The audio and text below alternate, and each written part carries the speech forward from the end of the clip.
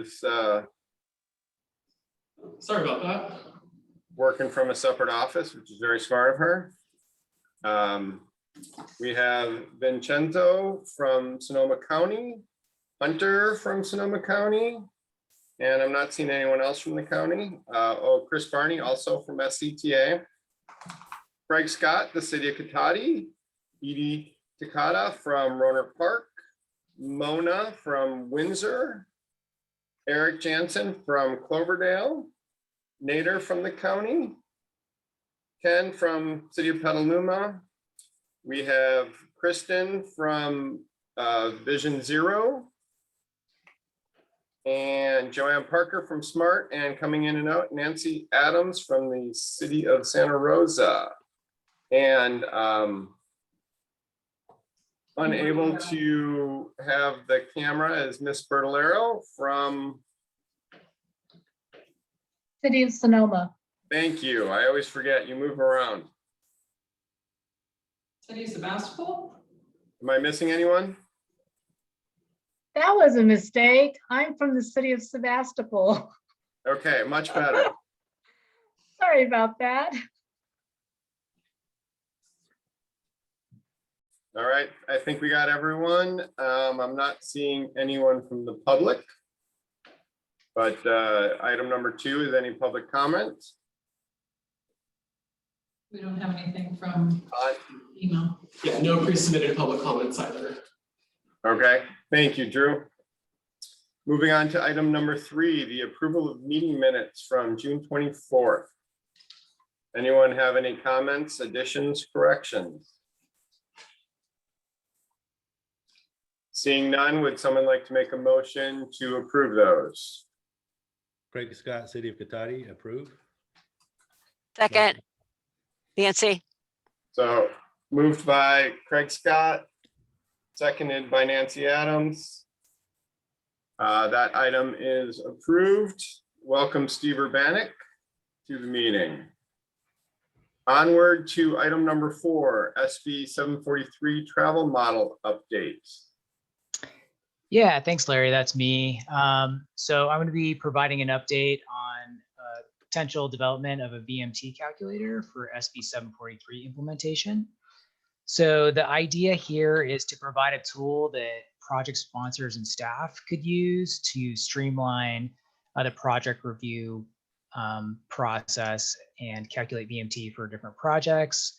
So there would be a number of different capabilities that would be needed for a tool like this. The first would just be to estimate VMT for projects quickly, plugging in the specifics of a project, where it's located, how many housing units or square feet are included and what type of project, and just get a quick estimate for VMT using information from the travel model and trip generation and ITE rates. So we'd also want to include ways to quickly identify screening. So for SB 743, there are a number of screening criteria, including project size. So projects that generate less than 110 trips per day are screened out of having to do a VMT analysis. Also, projects that are near or proximate to transit, major transit stops would be screened out. And there's also some map-based screening. So I've developed some VMT maps for residential and office type uses. So those could be included in the tool as well to screen that out quickly. And then finally, one big piece that would maybe be the most helpful would be to identify and calculate the effectiveness of VMT mitigation. So so that's the idea. And the goal is to come up with some sort of tool to do those things. Unfortunately, at SCTA, we haven't had the resources to make much headway on that. So as I mentioned last month, I said I'd come back with some potential options for making some progress on this. And I've talked to some of our colleagues in other counties to see kind of what they've been doing and what this is costing. And in the staff report, I presented 3 different broad options for making some progress on this. So the first one is just let me bring up the staff report. So The first option would be just having me adapt a spreadsheet-based tool that Sandag, our colleagues down in Southern California, have developed. So there are a number of benefits to this. There's no outside cost other than SCTA staff time. But the main issue is I couldn't commit to any completion date. So our resources are stretched thin at SCTA, and I don't have a lot of time to commit to this, and so it could take a while for that to actually happen. So the next two options would be to have SCTA manage a project that whoever's interested in would contribute to. SCTA would manage a consultant, take care of the procurement process, and get some consultant on board to help out. So there are a couple different tools that have been developed out there.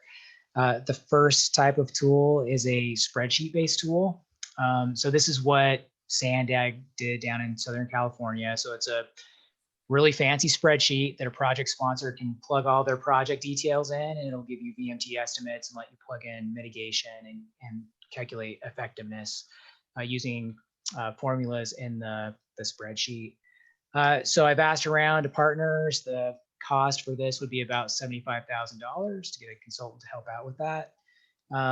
So the issue is, like I said, SCTA doesn't have much beyond staff time to contribute to kind of manage the project. So we'd be looking to the local agencies to contribute to that budget to get that work done. The benefits would be the turnaround would be much quicker. We'd probably be able to get something in place by next spring. We'd be able to do some customization for Sonoma County. So the simple implementation I would be able to do would be just a simple port for what's out there with no specified timeline. And then we'd be getting some consultant expertise on board to kind of help vet the tool and the work they're doing. And then kind of the Cadillac version, which is similar to what the city of San Jose and San Mateo and Santa Clara County have done, is developed a custom web-based tool that a project sponsor or staff can use and go just to the website, plug information in. There are a lot of custom formulas and tools and everything there. You can select a project site using a map and then plug everything in, and it'll give you VMT calculations, and you can check off different mitigations, and it'll give you effectiveness charts and everything there. So it's pretty cool. Definitely some usability benefits there. That would be a custom project, but it's expensive. I talked to our colleagues at VTA and down in San Jose, and the budget for that type of project is in the $400,000 range. So expensive, and would probably take a bit more time. So the PAC hasn't met this month. They're meeting again in August. So I'll take this item to the PAC as well, so the planning folks are aware of the different proposals. But just wanted to outline kind of my thinking on this and potential options, and then get any feedback the TAC would have on this. And if you are interested in participating, please reach out to me and let me know, and start working on a list and seeing how we can maybe make something happen sooner rather than later. So that's the presentation. I'd be happy to answer any questions or hear any feedback or comments.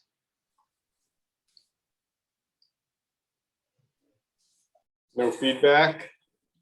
Everyone's choosing the Cadillac option, Chris? Yeah, we're all. So this is Nancy.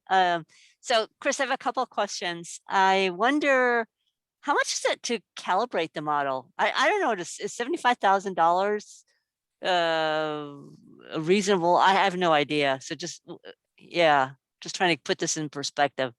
Yeah, I've checked in with a few colleagues at different agencies that have done this, and Alameda and Napa counties have both adapted the Sandag tool to their counties, and it's in the $70,000 to $75,000 range. So we could potentially get that down a little bit by having me maybe do more of the work there. They definitely need to dig into our model and pull model data out and everything. But yeah, that's kind of the going rate right now Right. for developing these kind of tools based on, yeah.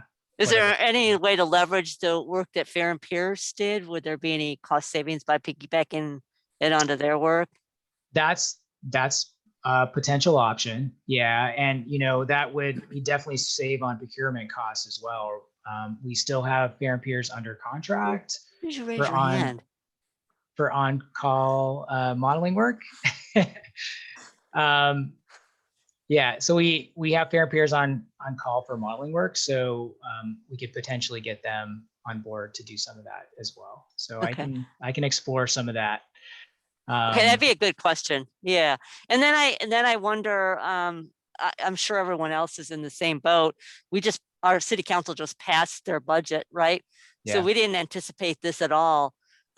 So Yeah. I think we'd have to look at that whole budgeting process and that would there would I don't know if this March 2022 would be realistic with that in context of that. So that's just a comment. Yep. That's it for me. Great. Steve? Hey, Chris, thanks for the presentation. I guess, what's your recommendation to the TAC based on what you know and kind of what you've seen out there in the field and what everybody's doing? I mean, Well, feels like you got your arms around this pretty solidly. What would you suggest? Is there a hybrid model to maybe something in there that, it's not all you, but it's not all a consultant too? Yeah, I think there are really kind of I guess three options at this point. There would be kind of the long-term option, and I chip away at it as I can, and we get something together in the next year and a half, 2 years, hopefully sooner. But other than that, I think the two options would be probably to go with adapting some sort of spreadsheet tool. I think that would be sufficient for use here in Sonoma County. Honestly, I think the web-based model's cool, but it's maybe a little overkill for what's really needed. So, I think that would be great. And this is really to help out local project review, right? Like make that process easier. So, I think the other option, if we don't have a countywide tool, is just at the individual local level, you guys would have to do the calculations somehow, come up with some sort of standard. And on the mitigation side, instead of having kind of a standardized countywide list that's already pre-calculated out, having some guidance for the project sponsors on, if you're generating a lot of VMT, what can you do to mitigate it? And then what's the formula you can use? So, I think if we don't have a countywide tool, it's kind of up to you guys to provide that guidance to the folks coming in with projects that are going to need to estimate VMT. And, that's already kind of happening on an ad hoc level right now, because we don't have anything. So yeah, the idea is just to make that process simpler and easier with a tool that, is easy to use and pretty standardized for the county. So yeah, to answer your question, my recommendation would be if we can make the spreadsheet-based tool happen and get a consultant on board, that would be my recommendation. But I do recognize the funding. So, it gets pretty complicated pulling all of that together. So, we did that for the travel behavior study, and we got a really useful and great product out of that. But it takes time and it's complicated. So I understand that. So yeah, as Nancy said, I think the timeline would need to be updated to reflect that. But I'll check in with Fair and Peers and kind of talk to them about possibilities there as well. What's what bad things can happen to us if we go the go slow model here with you kind of chewing a spreadsheet out that we can use? It gives us a little consistency across agencies. I think the risk is you guys are kind of on your own with calculating VMT mostly. I can provide some advice as projects come in, and the planners and some of you folks have contacted me from time to time to get some thoughts on that. But yeah, as the projects come in, it'll be kind of up to you guys to help calculate the VMT first, and then Well, it's not actually you guys either, right? It's usually the consultant that's working for a developer. Right. So it'll be up to them to calculate the VMT and then figure out mitigation. And then on your guys' end, just to interpret it and make sure it sounds right, especially if there isn't a set standard in place. So, that's the risk, maybe more work on your guys' end and maybe a lack of consistency. Yeah, I mean, most of our projects, wink, wink, nod, nod, don't generate any new VMT. They're actually reducing VMT. So that's a good thing, right, Chris? Yeah. I'm kidding. The county is particularly hard, right? And a lot of the projects out in the unincorporated areas are, frankly, they're kind of strange projects. They're different than a lot of the projects you're seeing in the incorporated areas. And OPR hasn't provided a lot of guidance on non-standard type developments too. So it's tricky for sure. All right. Thanks, Chris. Thanks. Vincenzo? Thanks, Chair. So Chris, I guess this tool would be mainly for our use, right? The reviewing agencies? Yeah, I guess there are a couple of different ways to go, right? It could be just an internal staff thing. And, the project sponsor would come and give you this project specifics and you could use it. Or in some cases, agencies are providing it to consultants or the developers and letting them fill it out and bring the results into you guys. So, I think it could work either way. It'd be up to your discretion on how you'd like to use it. Because right now, I think the process where you're talking about is we come up as we kind of make it up as or come up with solutions ourselves. It's amazing. I see a lot of insignificant VMTs, less than 110 trips. We're near transit centers, and I was like, all right, sure. But is there a way to, how the ITE does their trip generations? You have to subscribe, $20 or whatever to get their data. Is there something we can monetize this where, hey, developer, go to SCTA and subscribe to, $20 a year or whatever to use that spreadsheet and kind of make some money back, later on that kind of pays for itself? Yeah, that's an interesting concept. I hadn't really thought about that. Let me think about that a little bit more. I know there are consultants and software developers out there that have this on their mind too, so that might be something that could eventually be available too. But yeah, let me, because they're using their own systems, and for us to not have a standard, it's like, okay, you use whatever software or something on your own. How are we looking at it when you're saying, oh, I have 109 trips and it's insignificant? Well, what did you use? What methods, what software did they use? And then we don't have anything to, validate that. So if we're both using the same software, it would be nice to say, okay, yeah, I see how you did that. Okay, I agree that it's less than 110, you're insignificant, pass. Yeah, let me think about that and see if that's something potentially we could do. I'm not sure. Honestly, I'm not sure. Yeah. That's right. Thanks. Back to you, Chair.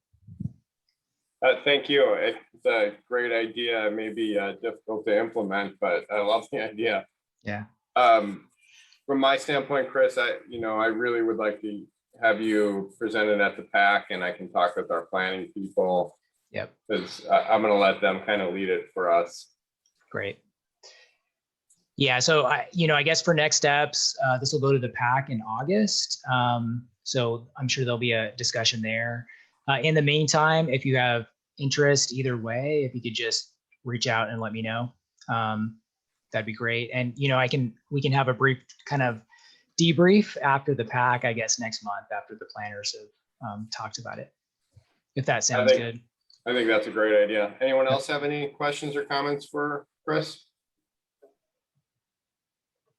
All right, seeing none, onward to item number 5, the TFCA TDA 3 quarterly 4 reports, Dana. All right. Thank you. So in your agenda packet on page 10 and 11 are the quarterly reports for the Transportation Development Act Article 3 projects and the Transportation Fund for Clean Air projects. So the projects that we programmed with those two funding sources this last May are not included in here. I just wanted to point out that projects with upcoming funding expiration dates, either in June or the end of this year, are highlighted in red. And then I also wanted to point out on the Transportation Fund for Clean Air projects, I added a column with the project start deadline. This is something that we hadn't had to track so closely previously, but there are, due to COVID, the Air District gave some leeway on when the project start deadline is. And so it's a little bit less straightforward. So I wanted to just include it to track it moving forward. And there also had been some project delays due to COVID. So I just wanted to let everyone know that that column is in there as well. And I'm happy to take any questions anybody has.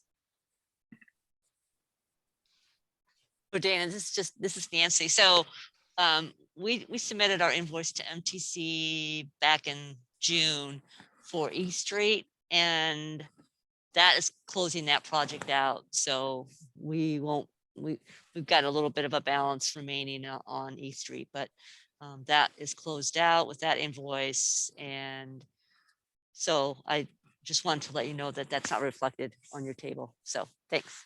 Okay, thanks. That'll show up in the next quarterly report. Yep.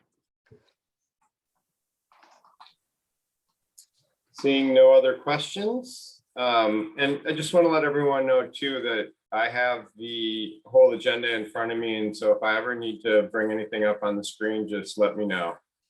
And with that, we will move on to Kristen and Vision Zero Working Group update. Welcome, Kristen.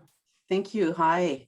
Short update. We're pretty excited. The last VSAC meeting, we looked at an action plan outline for the first time and had a really robust conversation, strong input, and looking forward to our next meeting in August.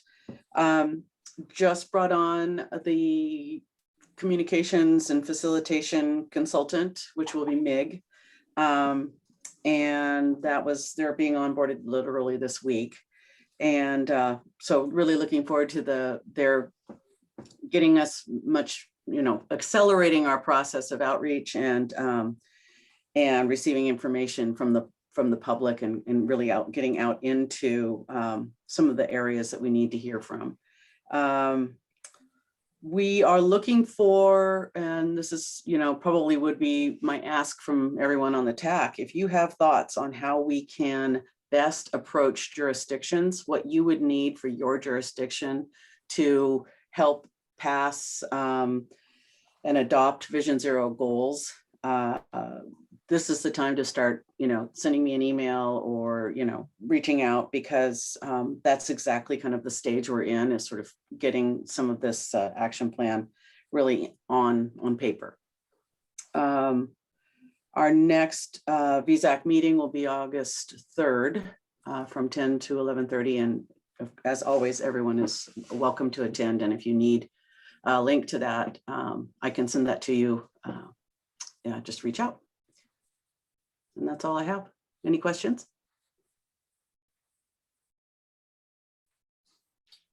No questions or feedback for Kristen? All right. And Kristen, we used MIG, assuming it's the same firm, for some public outreach, and they did a fabulous job with that, by the way. Great, good to hear. Yeah, I've heard pretty much nothing but great, and I'm having a good experience with my interaction with them so far. So really feeling very optimistic about this. Thanks. All right, onward. The always exciting Measure M invoicing obligation status. Shauna? Mr. Chair. So in your agenda packet, there are two spreadsheets this month. One is got very dark red lines on it, and the second has some pink lines on it. That's just for your reference. It's easier to tell that way unless you're colorblind, in which case say something. And I'll try to find a different way to describe it. The one with red is the one from fiscal year 2021 that shows all of the Measure M project sponsors that had exceeded this 6-month deadline for invoicing and or for appropriating the funds in the fiscal year in which the projects were programmed. That, of course, is now out of date because we've moved on to fiscal year 21-22. And so those projects that were able to submit estimates by the deadline but have not yet submitted invoices are now shown in pink. And then the rest of the projects have been shifted to white again. You can see in the previously programmed but unappropriated column, about halfway through the table, there are a number of figures that are shown in red font. Those are for the funds that were programmed in the last round of programming that was done in May of this year for the update that we're doing to the strategic plan, and then missed the deadline for appropriation. So in January, we came to the project sponsors and said, tell us that you want your money in this fiscal year, or you want it moved out to the next fiscal year or a different fiscal year. And the project sponsors that are shown in that column said, yes, we want it in that fiscal year. We're going to appropriate this year, and then did not appropriate. So that's why that is in red. And with that, I would take any questions.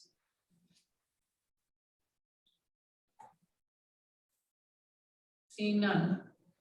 Well, just a comment, Sean. I'm hopeful that you received all of our invoices. Yes, as of this. that's why Okay. they're shown in pink.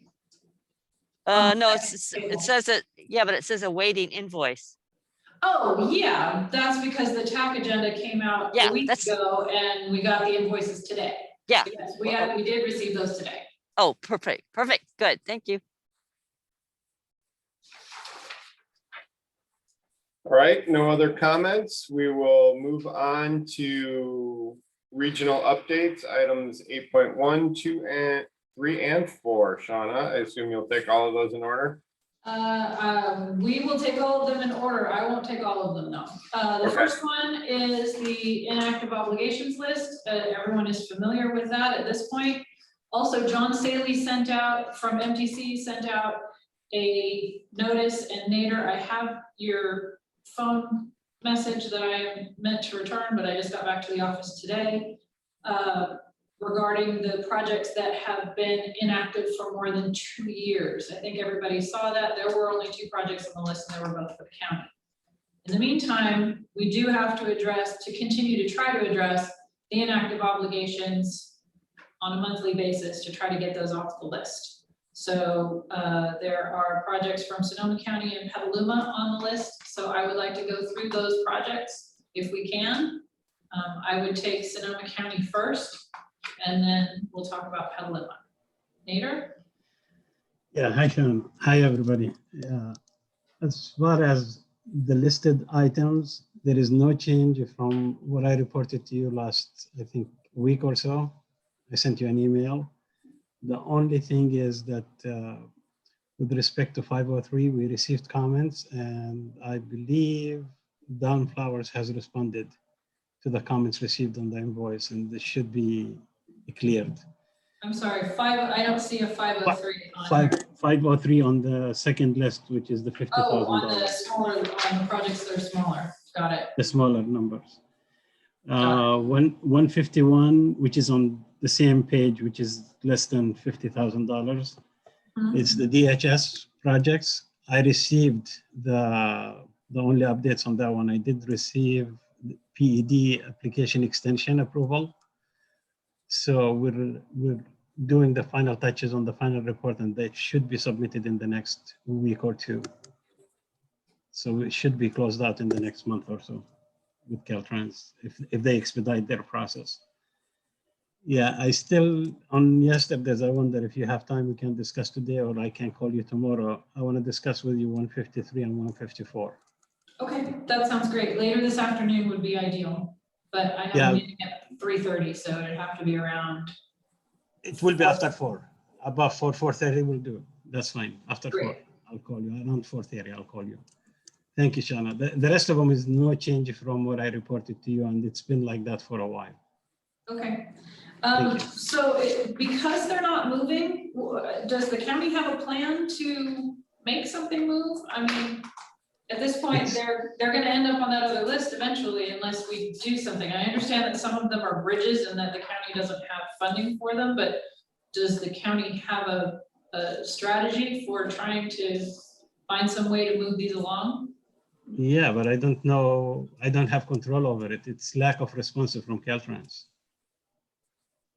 I don't have to. I don't have the right mechanism to move it forward. I can discuss with those today if you like in the afternoon as well. Thank That'd you. be great. Sure, Thank you. Ken, let's go on to the Petaluma projects.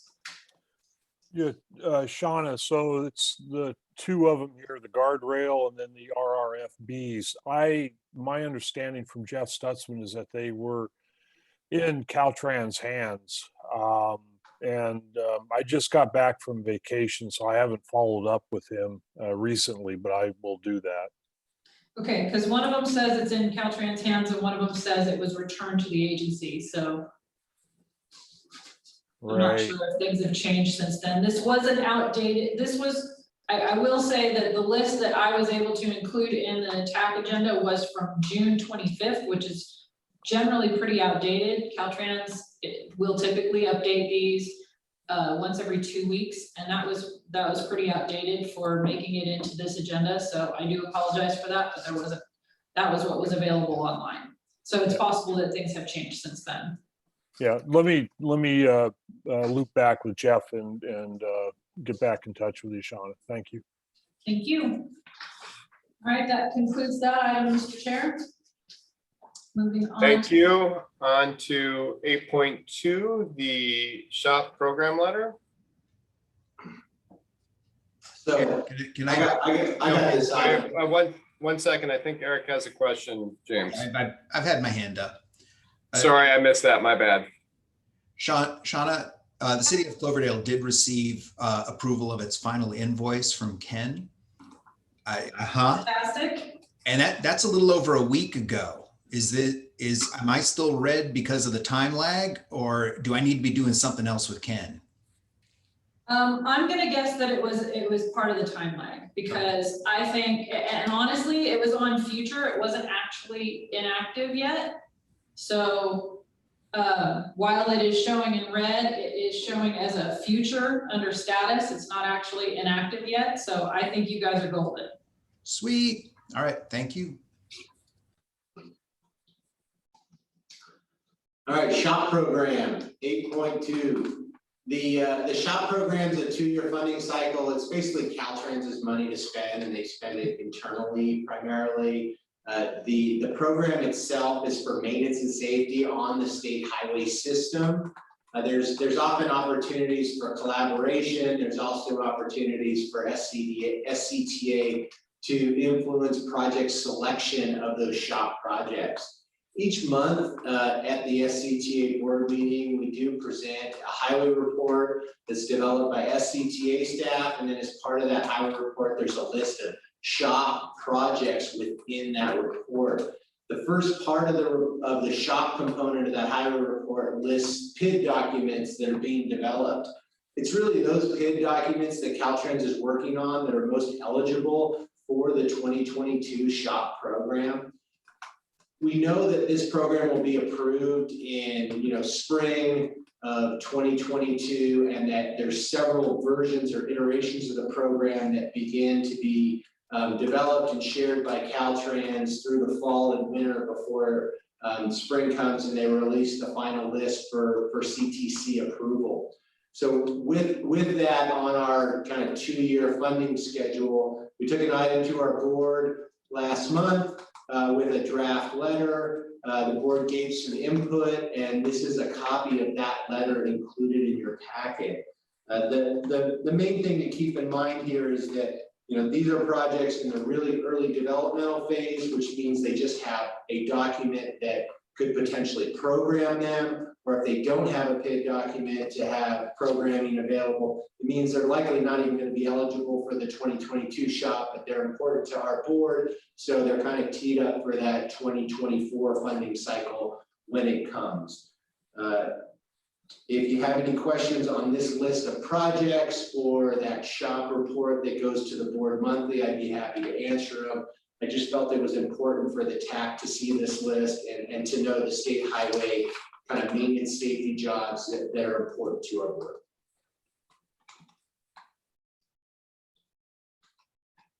Are there any questions?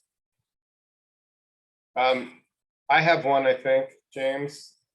So if the city has a project that may wish to push SHOPP funding, is this current process basically allocating all the funds that would be possible through 2024 or further? Or is there still an opportunity if someone had a need? Yeah, so the way it works is that on this 2-year funding schedule, Caltrans is going to do this work without any influence or input from SCTA. It's just going to happen. They're going to use their asset management plan, their state highway system management plan that they have on top of that, and then they come up with what's called a 10-year SHOPP plan. They pull projects from the 10-year SHOPP plan. They develop PID documents and deliver. So there's kind of a constant opportunity to say, hey, Caltrans, we want you working on this component of the highway system.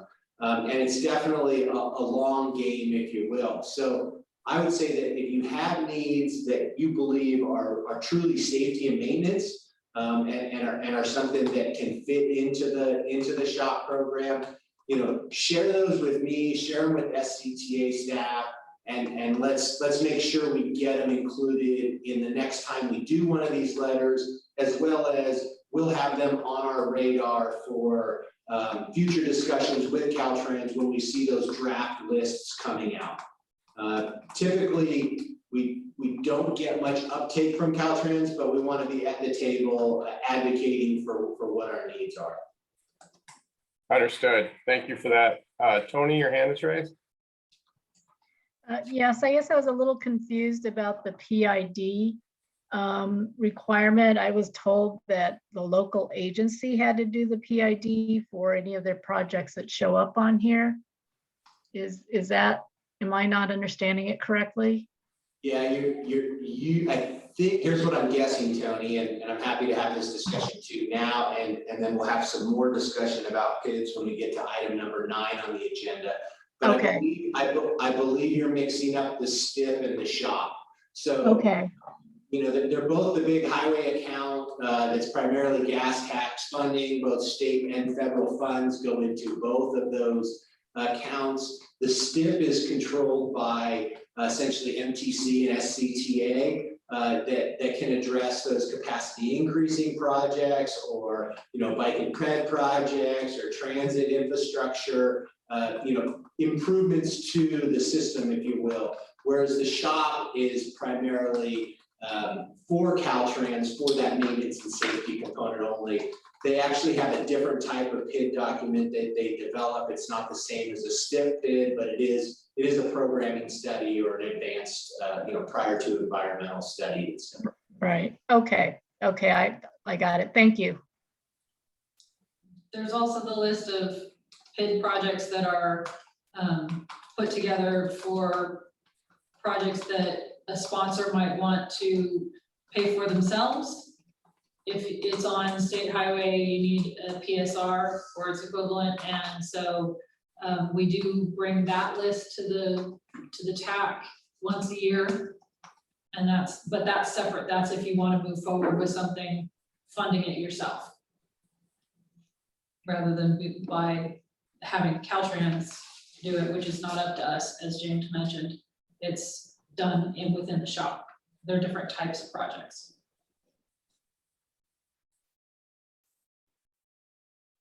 All right, thank you. No other questions. We will move on to item 8.3, the draft technical advisory on CEQA streamlining. Thank you, Mr. Chair. This is an informational item only. It is included so that everyone is aware that Caltrans has released this draft guidelines for CEQA streamlining, and they are requesting public comment. And the CEQA streamlining is for sustainable transportation projects. And that is included in the packet? That's correct. The link to the guidelines. Oh, it's a link. Got it. That's why I'm not seeing it. And the email that was sent out. Okay. Anyone have questions on that? We will move on to 8.4, the federal fiscal year 21-22 annual obligation plan. Thank you. So hopefully everybody got this as a separate email from both John Saley and myself. The annual obligation plan is, well, this is the draft annual obligation plan.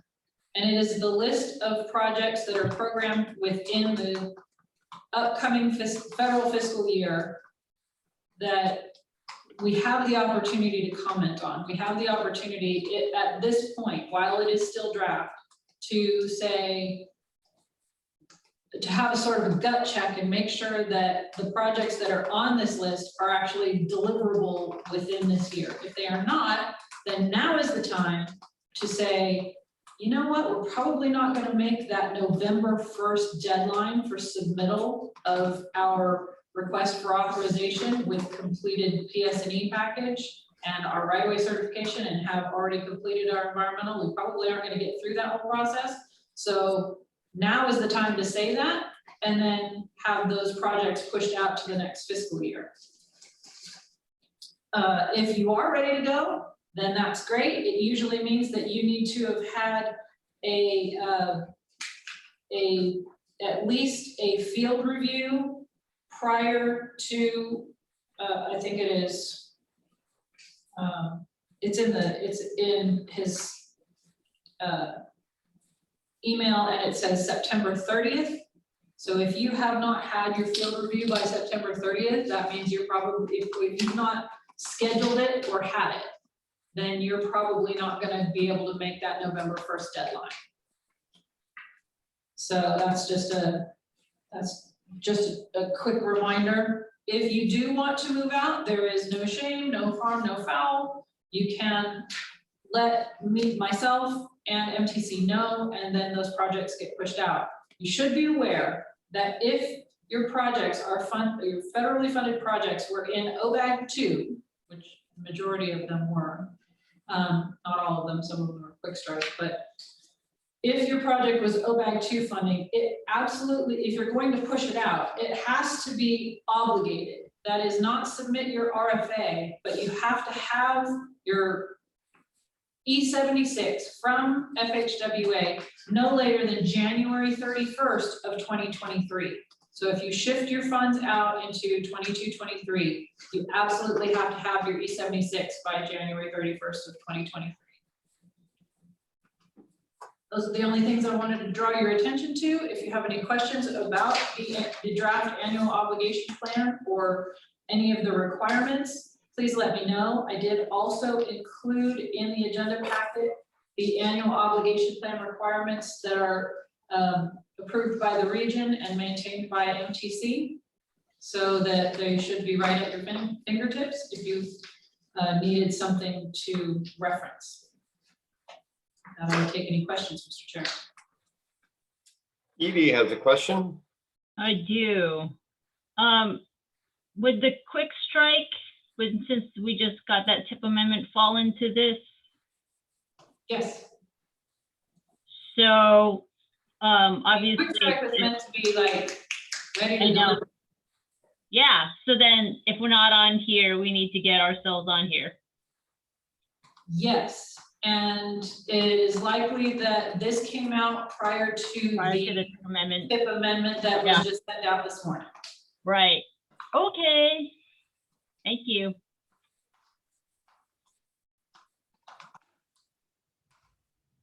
I see. Joanne? Yeah, similar question.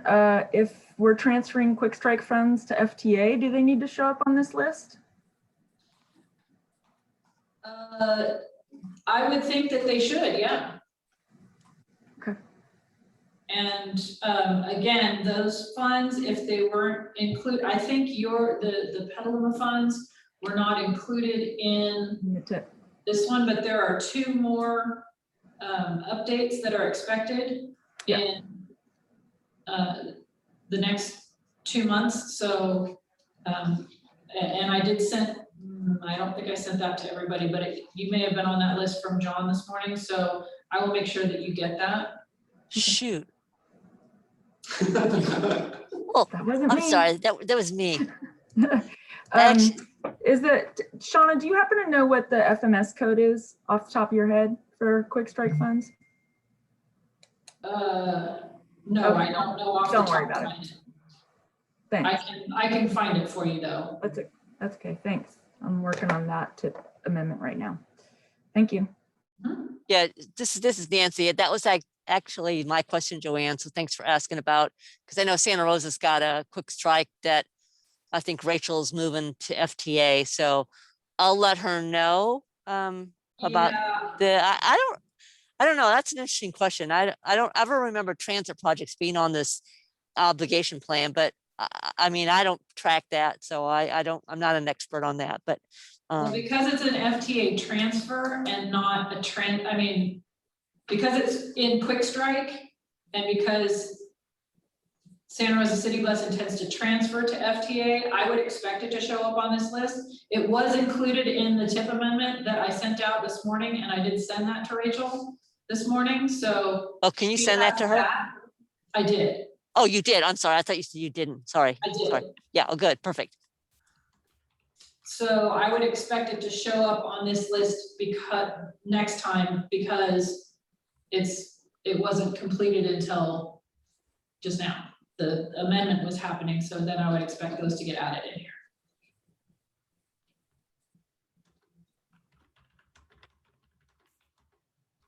Okay. Not seeing any more questions. Onward to the feature presentation. Number 9, the funding opportunities timeline. James, that's all you, I assume. And before you start, I'm gonna have to step away from my desk just for a couple minutes. Okay.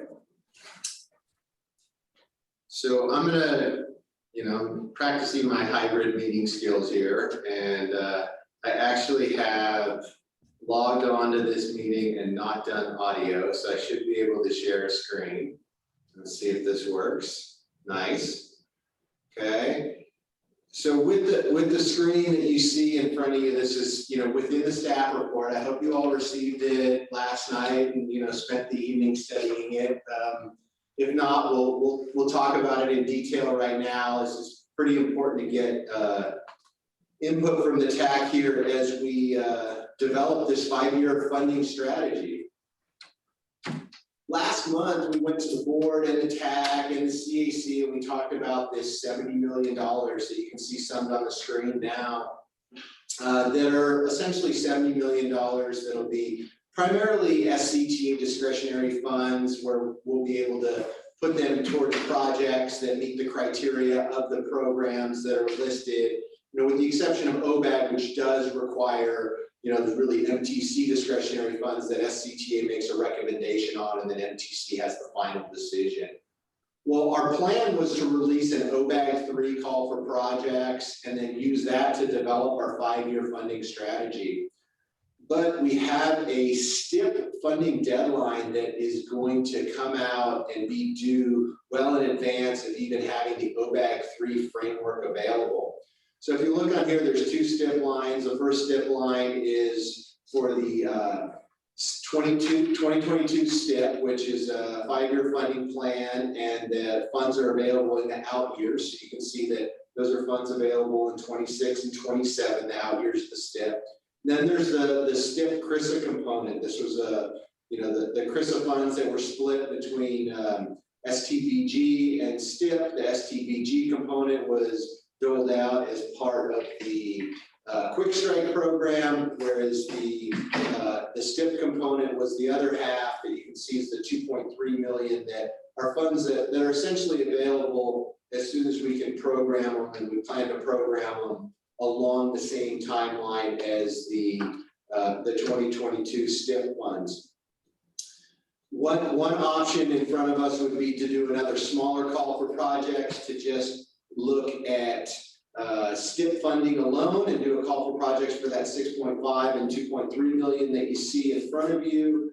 But staff's recommendation at this time is that we want to get a better sense of, you know, what our needs are and what our jurisdiction's priorities are, and take kind of that first straw man poll or first draft look at what a 5-year funding strategy would look like.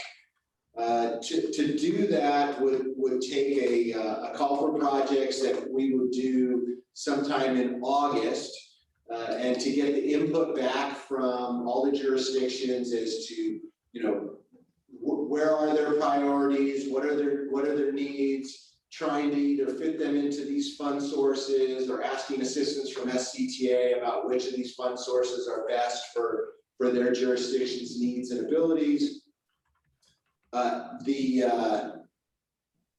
The fact though is that once we get all this information, we'll compile it together. You know, we're typically oversubscribed when these things happen, and there's still going to need to be, you know, that robust OBAG 3 applications that are going to happen. But to talk through some of these timelines that are in front of you, you'll see that the OBAG stuff, we're not going to even know what those policies and procedures are from MTC until they approve or adopt the framework in December of this year. They were targeting October to finalize that. Now they're targeting October as a draft. And so SCTA is not going to be able to release the OBAG 3 call until, you know, sometime in early 2022, whereas MTC is expecting STIP projects from the SCTA in October right now. And so to be able to program those STIP funds and not have them get pushed out further or have them, you know, given to some other county, we wouldn't lose our share, but we would lose the timing of it. So to basically put the STIP funds to work as soon as possible within our county and take the first step in developing this large 5-year funding strategy, that is what generated this handout or staff report. And within the staff report itself, it does have the streamlined call for projects that has been developed. I'm going to just quickly go through the application just so you can see it. The useful links that are in here, you can see that funding presentation that you all saw last month, as well as the staff report that talks about all the various fund sources, the useful links that came up. And we did add the Transit Intercity Rail Capital Program as a useful link based on input. And then this was the first stab at an application. The idea here is to get as much information as possible to develop the 5-year funding plan without making it too onerous on all the jurisdictions, recognizing that there's going to have to be at least one more follow-up call for projects on OBAG 3. With that being said, we're focused on our own CTP goals, right? So, you know, to transition to a zero emissions transportation network by 2050, with the guiding principles to improve safety, equity, and quality of life. You know, checking the goals within the CTP that your project works towards addressing. Then we had the absolute most streamlined components of, you know, the OBAG stuff with regard to, you know, complete street components, as well as whether your project is in a PDA or serves a PDA. And then the real meat of it, which is what's the schedule for delivery, right? Are you requesting funds for just early development of a project, and you have some long game for a competitive pot, right? Because we ultimately want to leverage this $70 million for those outside fund sources and bring as much transportation funding to this county as possible. Or are you just asking for the construction funds? And if you are just asking for construction funds, you know, let's address deliverability and project readiness as well in that project schedule that you provide. Then the kind of high level funding summary of what the total cost is of each developmental phase, the grant request for each developmental phase, what other funds you have with some brief notes about them. This is the information that would be built into that overall, first cut of the oversubscribed 5-year funding plan that we would have to try to figure out where the STIP money is going to go, maybe make a first cut at the 5-year plan. That 5-year plan is not going to be able to be finalized until we know what the OBAG 3 projects are that are approved, and we know that approval is not going to happen until late in 2022 by the MTC Commission.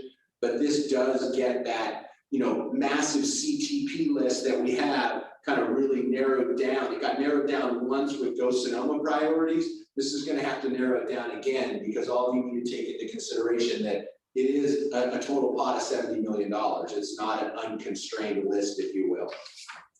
And then asking for the PPR form for those of you that have the vetted out projects, where you can talk about your different fund sources and make recommendations for what fund sources you have that you're bringing to the table, or fund sources of the list that I showed you in the schedule starting this presentation, where your project would be most competitive or eligible for. With that, I'm looking for input on the application. I'm looking for input on the timing of the application, and your thoughts on this process. To be able to move forward. I wish we could do it with the OBAG 3 call for projects, but if we were to do that, then we're looking at one more time where we would essentially, have this small little rushed call for projects, where you're going to have kind of the winners and losers that we had in Quick Strike, as opposed to having that bigger pie, if you will, where I think all of our jurisdictions can win and have a piece, and then also maximize leveraging back to our county. So with that, I'll just pass it to Shauna to pick up anything that I missed before we open it up for questions. Thanks, James. I would just say that the good news is that the STIP programming is pretty flexible. The STIP funds are able to be spent on a lot of things, although because the state transit account has not been backfilled in a while, you cannot use STIP for rolling stock or trains. However, you can use the CRISA funds for that. So on James's on the table that is in the staff report, you can see that those two fund sources are separated out. That second line shows the STIP funding that we anticipate, which is about $6.5 million. And then there's the STIP CRISA funding, and that is 2.3 million. So I believe the CRISA funding is eligible for rolling stock, but the straight STIP is not. As I said, that STIP funding is pretty flexible. You can program it to any developmental phase, meaning as long as that entire developmental phase is fully funded, then you can program all the funds to environmental or to design and not have the project be fully funded. However, I would expect that you would have some idea of where that funding would come from, whether it's future STIP for the construction phase or some other grant source. That knowing what you were going for the full funding of the project would be beneficial for SCTA, so that we can help that happen, even if it's not already secured. And that's it. So I just think it's worthwhile knowing that you don't have to have a fully funded project in order to receive STIP funding. You can put that money is more flexible than, say, the OBAG 3 funding that we're anticipating. So Chair, I have a couple of questions, if I could. So James, that table that shows all the different funding sources. So for example, TDA, that's allocated by formula. So is that still going to happen, right? So that's a question. Yes. Okay. It's still gonna happen, yeah, go ahead. Yeah, you're allowed to borrow. I mean, we do have some borrowing against others' shares. If you have a project that's to be able to be put forward, then you can borrow ahead. Correct me if I'm wrong, Dana. But That's thank you. But that's only your share now. So that it's kind of there's a little bit of could be confusion because that TDA money it's for jurisdictions. It's not that there's $2 million that we as a county are going to compete for, right? So that's the clarification. I think you said, yes, it's by population. That does not change how that's allocated. Okay, so that's good clarification on that. And then James, I wonder, you ask us now to look at individual prioritizations for each of the jurisdictions. And I think that's an interesting question because and then these projects are going to be put through a scoring process, right? And they're going to be scored based on criteria, right, that you've developed. So I guess my question is, why would we want to put together a priority list that doesn't somewhat mirror what the SCTA is going to score these projects on to be competitive? So that's a question for you, James, and your team. So the idea here is that, we have all these various funding buckets, right? And we want to simplify calls for projects, right? We don't want to do this small piecemeal, here's this one funding program, let's do this complicated application. This is SCTA's way of saying, what are your priorities? Send them into us and let's try to figure out where they fit within these funding programs. Those of you that are familiar with the funding programs can figure out how to plug them in yourself and fill out that full detailed PPR. Those of you that are less familiar with them are gonna have, be unsure of what that fund source is, but you're gonna know what your priorities are. So that's the goal of it, right? It's what you want to build. You have these projects that you've been advancing. Let's share that and kind of, constrain the list down into this 5-year funding plan. As far as where that TDA 3 or TFCA funds, all those rules still apply. But, there's been times where Dana's done calls for projects for the competitive pots and there's been nobody responded and it's too small of a dollar amount or what have you. If we could come up with a 5-year funding strategy where we wouldn't have to do these, smaller separate administrative actions to try to address, what our transportation needs are, and then definitely get a strategy together within this $70 million of what competitive pots we're going to be applying for and going for to leverage outside fund sources. That's what we want to do, right? I mean, this type of opportunity doesn't come along very often. I wish it wasn't, we're kind of getting into where we're getting it becoming lush, but at the same time, it's just a first brush at it. It's not like you're going to submit projects right now and this 5-year funding or 5-year funding plan is set in stone. It's not going to happen like that. We're trying to tee up what the OBAG 3 applications are. We're trying to figure out what we're going to do with the STIP. We're not going to be able to finalize this 5-year funding plan until we truly know what the OBAG 3 projects are.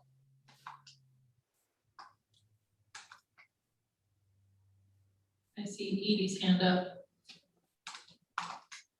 So just so I have this straight in my mind, this call, this first cut straw man call for projects is to gather information about what everybody's thinking is about their projects and priorities. It's not there's no points on these on a rubric and all that stuff to compete with each other and place all of our projects against each other. It's to figure out what's the right fit, with obviously the goal being everybody kind of gets what they want and it's the right money, and well, everybody means all of Sonoma. It's not, the call for projects is information gathering for planning. Is that correct?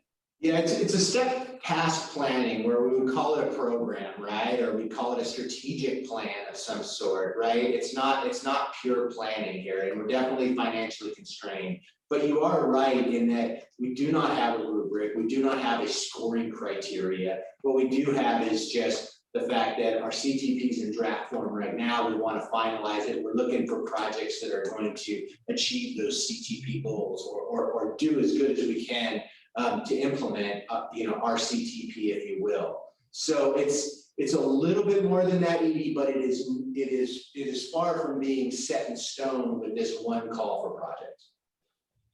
Okay. Mona? So my question is, you do list TDA and TFCA, which typically have an annual call. If we don't get it on this call for projects, are there still the annual calls for TDA and TFC funds? Yes, we're gonna have to do an annual call unless we can establish, some other administrative tool. But this preliminary call is not going to change TDA 3 and TFCA. That's going to be a whole separate process that Dana is going to be involved in. And but if there is opportunities to simplify those programs going forward, whether it was programming that was set for future years, or even if it was just a preliminary list of projects by jurisdictions. I know we have at least one jurisdiction that does submit kind of like a 5-year forward look ahead of what they think they're going to be programming. There's value to doing that across the county. But the short answer to your question is yes, there will be a separate call for those fund sources. All right, thanks.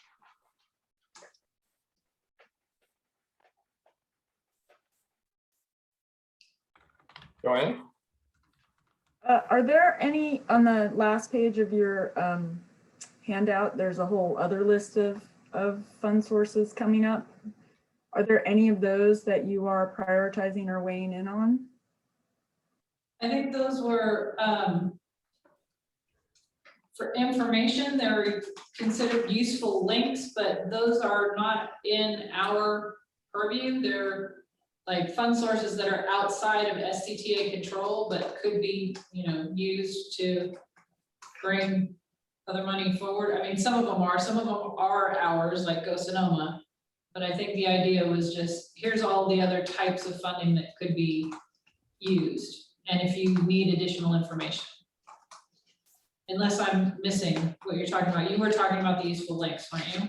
That last part where it's, oh, what page is it? Hold on, sorry. It has a page number. Page 5, the one that's got all of it is the links, but then it has sort of the table 24 Senate bill one. And you've got the STIP regional share in there and the STIP interregional share. I'm just wondering maybe how your call for projects overlays those two pieces then. Yeah, so that list is a carryover from the overall funding opportunities that are available. They're it's essentially a comprehensive SB1 list is what it is, whereas SB1 has supplemented those existing programs or created new programs. That it is something that would be excellent to list as, hey, we're going to go after this competitive pot of ATP, but we want these development funds to get our project ready to go. So it's something that would be nice to see on that PPR or in that note sheet of the application that's in there, so that there's a funding strategy in place and that the jurisdiction is thinking ahead about how to leverage these more locally controlled funds for those regional, state, or federal funds. Okay. So the STIP that you show in your call is Sonoma County's portion of the regional share. The number that's shown in the SB1 chart is the statewide additional amount of SB1 that went to the STIP. I believe it was the SB1 bump to the STIP itself, right? Okay. But yeah, that's the entire STIP, right? That each transportation authority or RTPA around the state have a component of that they get to program. So SCTA's component they get to program is that 6.5 and 2.3. And then the interregional share is the share that Caltrans gets to program. But those are just the SB1 component. And do you have any influence, or are you ever asked opinions on priorities for interregional share? No, we aren't asked, but we do follow it at the CTC. And if there is a project, we can, it's kind of similar to the SHOPP where, we can write letters to the CTC, we can write letters to MTC or Caltrans, saying, hey, this is the project that, we want you to be looking at. So there's a chance of advocacy. And I think you're familiar with that for the most part as well, right? I don't know if you've had ITIP on your projects in the past. No, but now that we touch the Mendocino County border, more obvious the interregional connection. Right. So, and I'm happy to share my ITIP experience, right? Which is, Marin Sonoma Narrows, right? So that, that project is broken up into, more than a dozen, just less than 2 dozen different segments to be able to deliver the $750 million project, of which there was one project that crossed the county line. So that project that crossed the county line, we were successful in having Caltrans, step up with ITIP to, fund the vast majority of that project. So when you get things to cross county lines, that's where you can be most successful with Caltrans ITIP funds. Thanks. Steve, your hand was up? No? Okay. I was referring to you as I was making some negative comments about the same presentation earlier. And that since Steve's not here, I should say these things. So I was hoping you'd weigh in. So you've heard my comments. I guess one question I would like ask you, James, in front of the group is how much does this commit us? Since it is many years out, we put some projects on the list. Sometimes the needs change. Sometimes, it isn't even just that the needs change, but there's a project that is a better fit. How much flexibility will there be after we submit these projects are shuffled, prioritized according to the fund source? Yeah, it's a tough question to answer. And I think that the answer is there's going to be flexibility over the course of the next year or year and a half, for that shuffling or those changes. Where you're going to miss out is you're going to potentially miss out on STIP, right? The STIP funds, because there's not going to be flexibility there. We're going to be looking to fill those STIP funding components, almost immediately from this initial draft call for projects, if you will. Then leading into OBAG, the OBAG 3 call that is going to happen, there's going to be opportunities there where, ideally, this call for projects is going to inform that next larger call, where we're going to be able to say, like, these are the good projects. Like, can we get really robust OBAG 3, applications? But at the same time, we're not going to say you can't submit something, right? So there's going to be that opportunity with OBAG 3. But I do believe that as we go, as this kind of like original oversubscribed, Excel spreadsheet that I'm envisioning now that's going to be populated from these applications, that is going to come to multiple TAC meetings. It's going to go to multiple board meetings. There is going to be this opportunity where, things could change. But I would, at the same time, I would like to think that once we know what our OBAG 3 projects are, that we can lock in some of these, programs, this 5-year funding program to actually be, formalized programming where, the jurisdictions that have that programming, they're essentially guaranteed that funding if they deliver on what was in their application. Okay. So if So, an go ahead. agency were to put something in to get the STIP funds and then apply on their own for OBEG funds, then from a proportional standpoint, they may not be receiving much for Go Sonoma or other projects coming later down the line because they're going to look like they proportionally received too much. You know what I'm saying? Yeah, I guess I think I do, and for political reasons, we always do look at geographic equity, right? So that is going to be something that gets looked at. It just does. It's typically not part of any particular application, and we're focused on CTP goals. But eventually, at some point, geographic equity does get looked at, and that's one of the strengths behind the 5-year funding plan, where we can try to make it where all the jurisdictions win as opposed to having these winners and losers. Gotcha.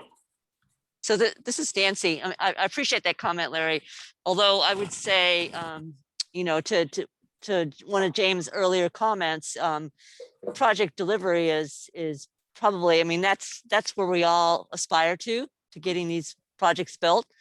And if jurisdictions are in that most ready mode, I don't think that they should be penalized. If they do well in one category, because of their track record and their readiness to deliver, they should be rewarded, actually.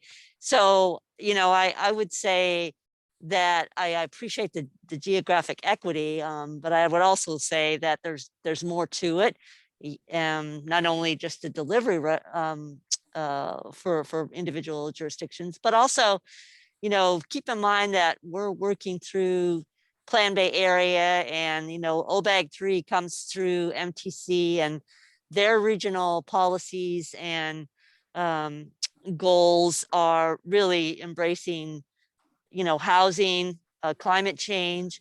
So I would suspect that those are going to be the things that at a local level we try to foster those types of projects. So yeah, I appreciate the comment, but I think it's more than just geographic equity. Yeah. Sure, that's why we included our CTP goals in the staff report too. Everybody's sort of shifting toward that. We're trying to fit our CTP goals into Plan Bay Area, right? That's they sort of go hand in hand. And at the same time, not only do we have to meet those goals, but we are also trying to achieve some sort of geographic equity. So I think what James is saying is we're really driven by the goals and those types of projects and what fits into each one of these funding categories, but we are still going to try to make sure that everybody gets a piece of the pie.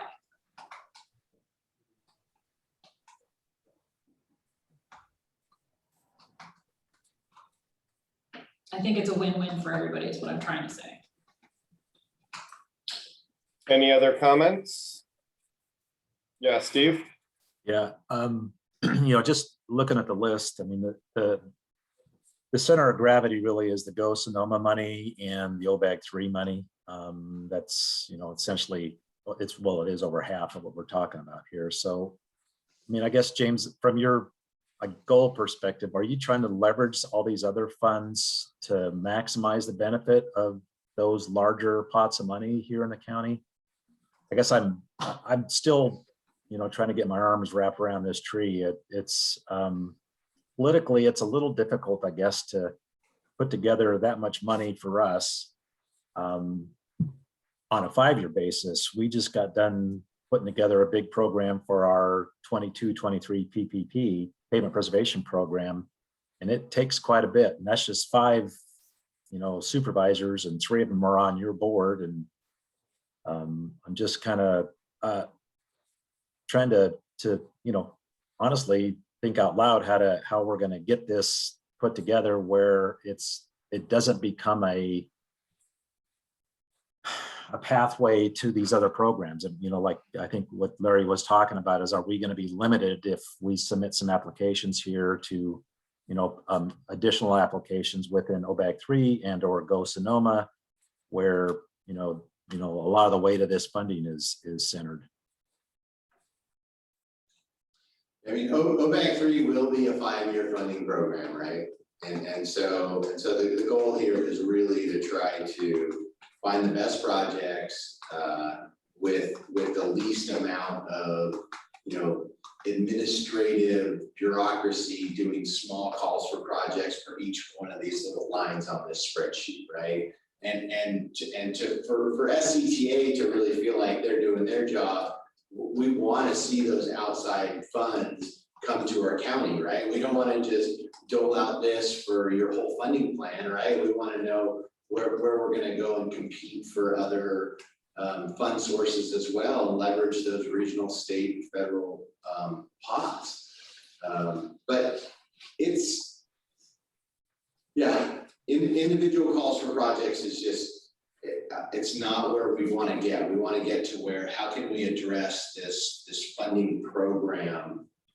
And I think most of your concerns that you're voicing, Steve, really happened with OBAG 3 anyway. So this is kind of starting that process early before we know what OBAG 3 is. And I don't think there's going to be, hey, you can't submit this for OBAG 3 because you didn't submit it in the original call. I mean, ideally, that's not going to happen, but it's not. You're not going to be precluded from it.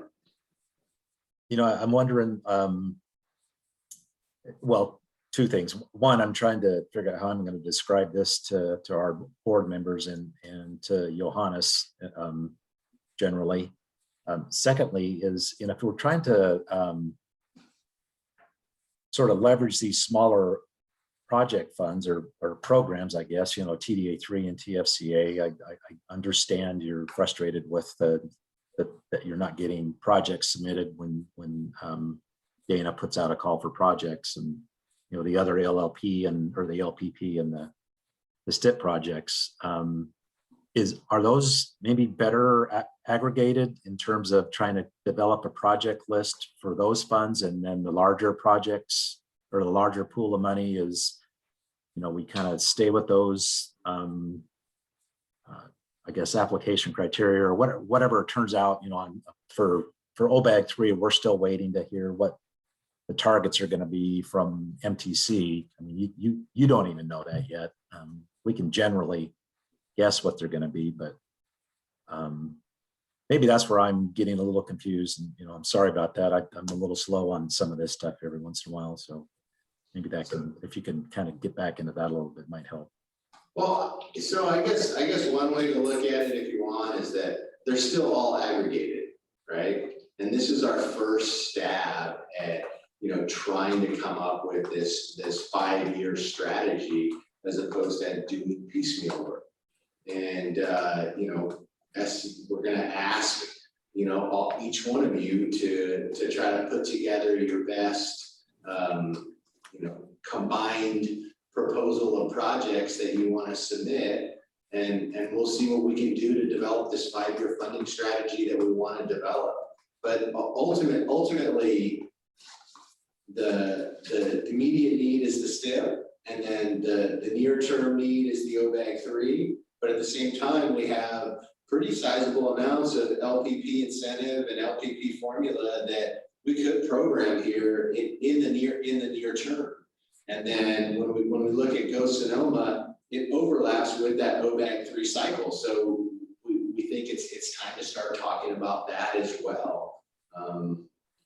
To me, it's like an exciting time to make this, one call for projects. It's just, it's less than ideal because it's not the full OBAG 3 application.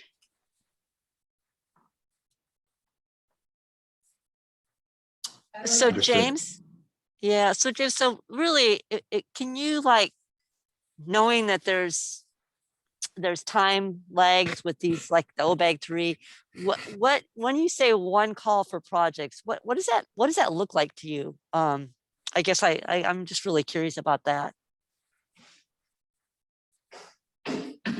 So Nancy, you take that application that's in the packet. If you want some tweaks to it or changes to it, now's the time to chime in sometime, in July, right, over the next couple of weeks, or and then SCTA puts out that application. You fill it out with what your jurisdiction's highest priorities are. You have to have, a CIP that's a 5-year CIP. I think most of you fund 1 year, some of you fund 2 years. There's needs that are out there that can be packaged into that simplified application that I hope is not too onerous to fill out. We take that, we populate a larger kind of 5-year funding strategy that would be like SCTA CIP, if you will. And we figure out what the next steps are together as a TAC and as an SCTA board, and work to finalize it into actually programming that you can rely on as real dollars. And then, okay, so then a follow-up. So we do that, and then OBAG 3, I thought I heard that there was going to be a separate application for OBAG 3, and that project sponsors could actually bring in a new project that wasn't even included in this first simplified application. Do I understand that correctly or not? And then I just wonder, Steve's has a really great point about, I mean, it's not our board of supervisors, it's our city council, right? And how we have this conversation with our council. So I just, I need to make sure I understand what the complete vision is.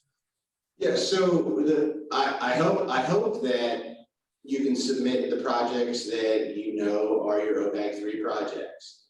And at the same time, the question was asked by Larry, like, are we locked into this? And the answer is no, we're not going to be locked into it, right? I don't think there's going to be an opportunity to make changes if changes need to be made. And the locked into component of the other fund sources, the STIP component's going to need to be locked into fairly near term. The OBAG 3 component's not going to be able to be locked into until OBAG 3 is complete. And at that same time, when OBAG 3 is complete, that's when we can definitely lock in the LPP stuff. We can potentially lock in the Go Sonoma stuff. And then the regional park mitigation fee, that really depends on how the dollars are coming in from housing production in Roanoke Park. So it's to take an incremental step towards developing the 5-year funding strategy.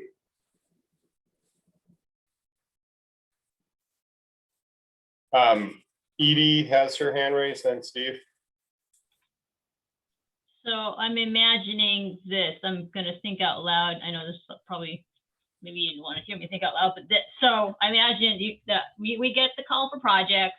We're gonna work it out with staff. I'm gonna take at best something to our council that says, let's talk about your vision for a transportation planning for all these opportunities for funding for the next 5 years. And they say, I like bike ped, I like climate change, I like whatever. You figure out a CIP with them.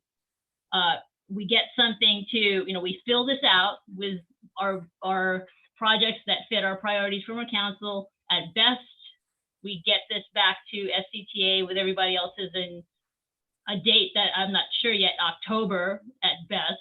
I don't know if you have that worked out. When do we imagine that that SCTA is going to gather all these up, and then we start massaging them. You'll massage them as a staff and with TAC, November, December, January, February, March, and it'll go back and forth. And at some point, things will change or not change, and then OBAG 3 comes along. So is that kind of the timeline that I can expect? Or is it more compressed, or is it further out? I'm just trying to, for myself, for our agency, I'm trying to figure out what I'm going to be, how I'm going to engage our council. Yeah, so You know, when I think about the timeline itself, I think a good timeline would probably be release the call for projects in early August, get a response back at least a week before the September TAC meeting, so that we can then take a first draft of this to September TAC meeting, and then potentially make recommendations for what the STIP component was. I think then that would be a great time for that to be your draft list that all of you take to your councils and say, are we on target here, or do we need to change them to other projects? And then be ready for, you know, what you're going to be submitting for OBAG by the beginning of 2022, right? So this would be kind of that first staff cut, if you will, of you know, narrowing down the CTP list. September SCTA board.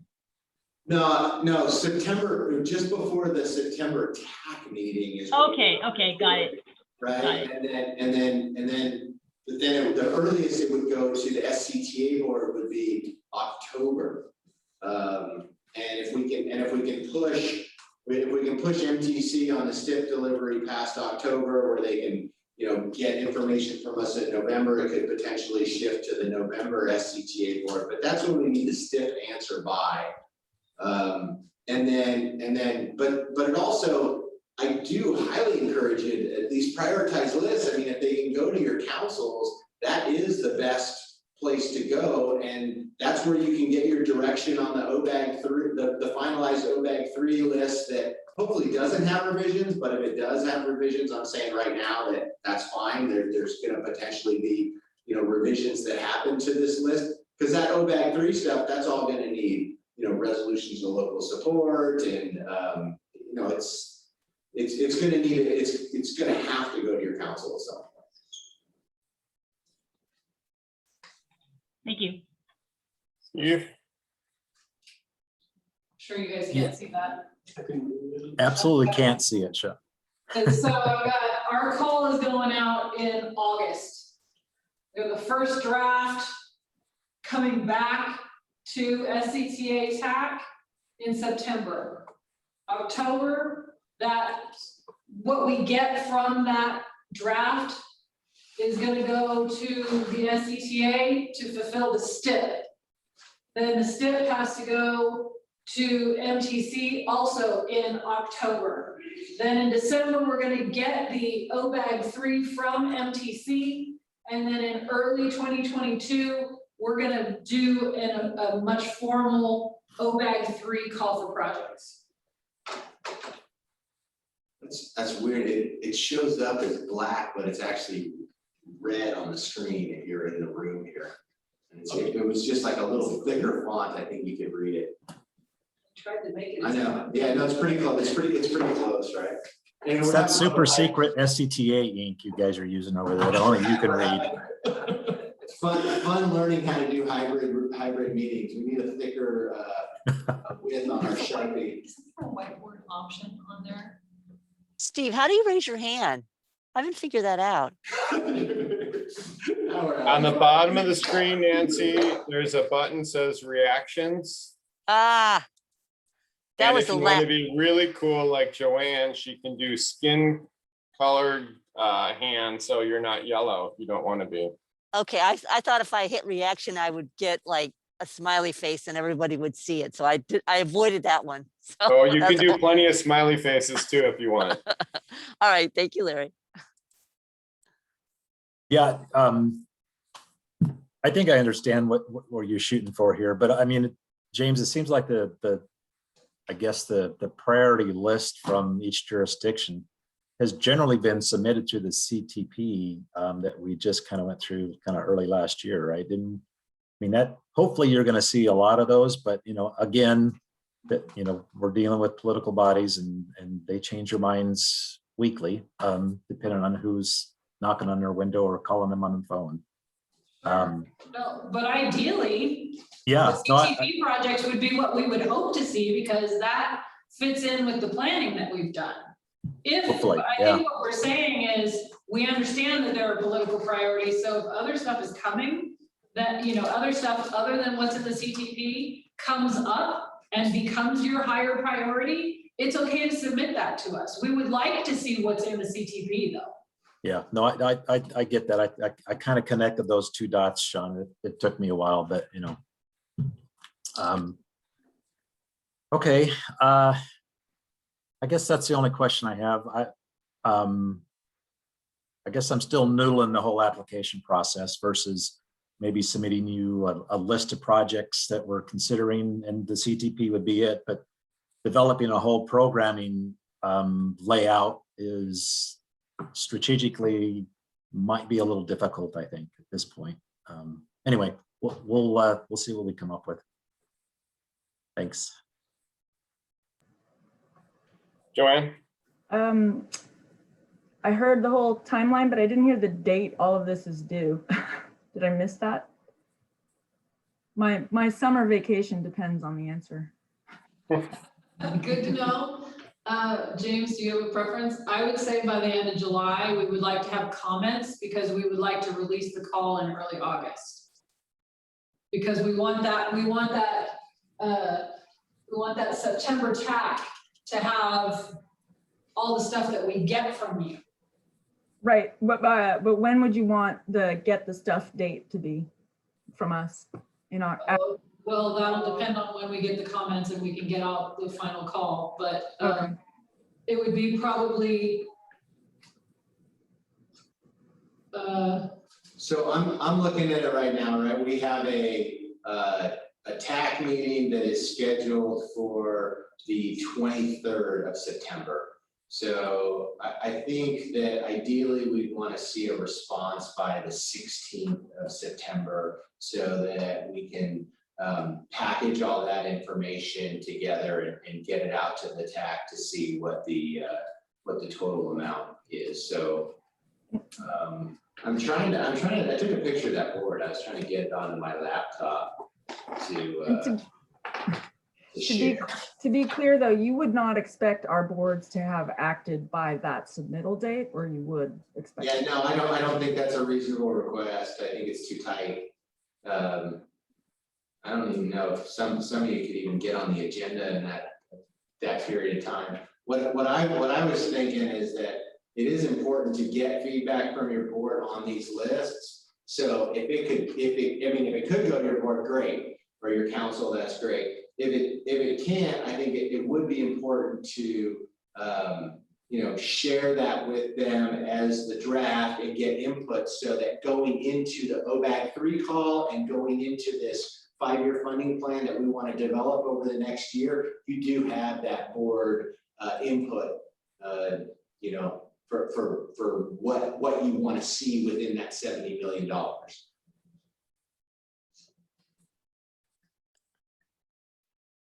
And James, that would be, oh, let me raise my hand.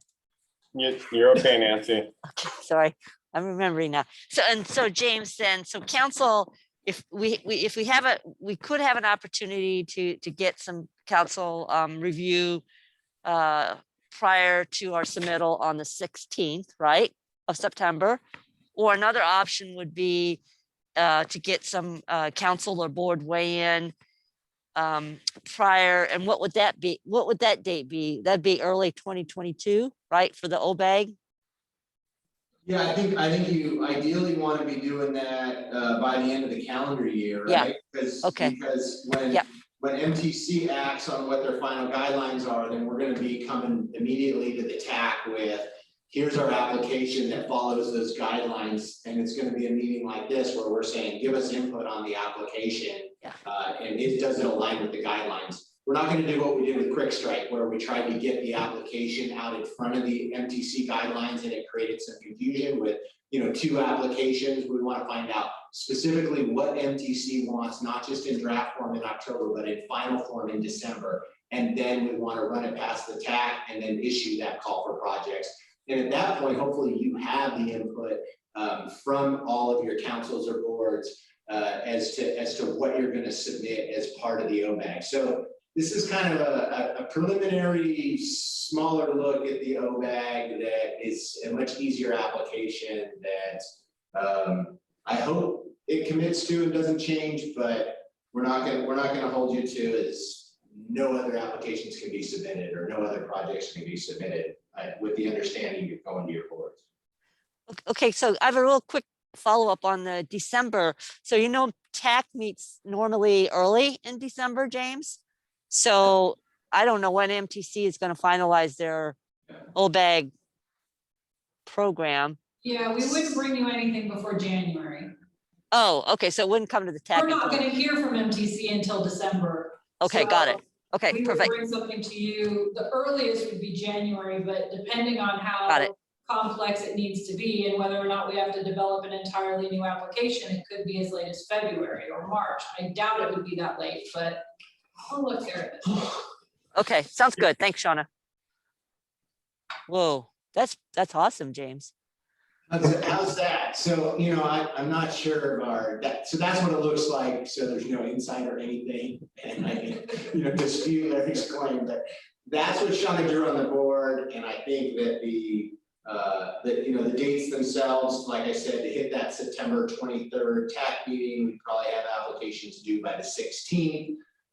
You know, then December OBAG 3, and then it'd probably be sometime after the January TAC meeting where we do that OBAG 3 call. So prior to the January TAC meeting, I hope that all of you have had time to vet, you know, this list with your councils or boards and are ready for a robust and competitive OBAG 3 application, because we know we have to be competitive as a region for those funds. Otherwise, MTC we might not even get our targets, right? We have to have good projects that we've done that, you know, public outreach on and meeting their requirements that are yet to be determined.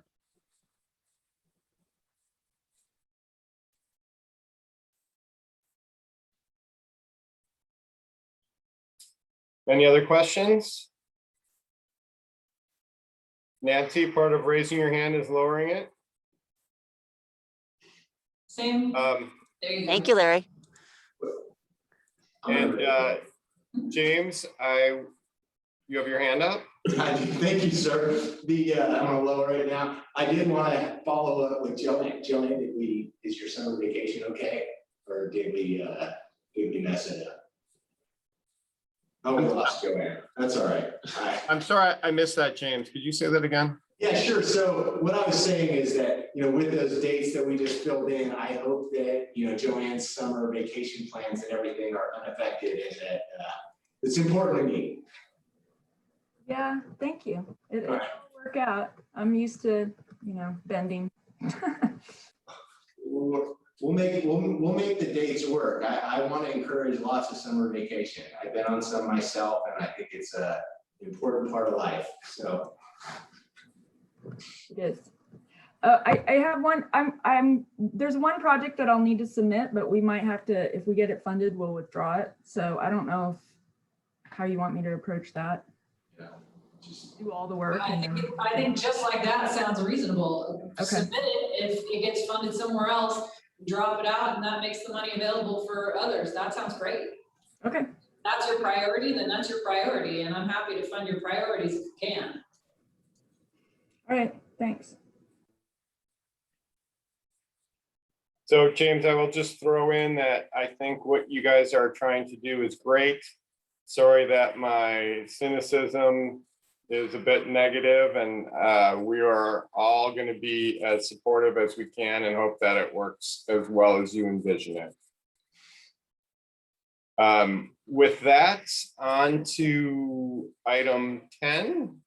Do we have anything on the next board meeting? There is nothing on the next board meeting because the next board meeting isn't until September. So we will bring you a draft at the September TAC meeting, or I mean at the August TAC meeting, but we don't have anything this month. Okay. How about other business comments or announcements? Anyone? Seeing none, we'll expect to hear a report from Joanne's summer vacation when we get back next time. I'm gonna go ride trains. There you go. How very exciting. With that, I think we're adjourned if no one has anything else. Thank you. Oh, wait, Nancy? No, thank you. Thank Oh, you, say Larry. goodbye. Thanks, everyone. Have a good day. Thank you. Thank you.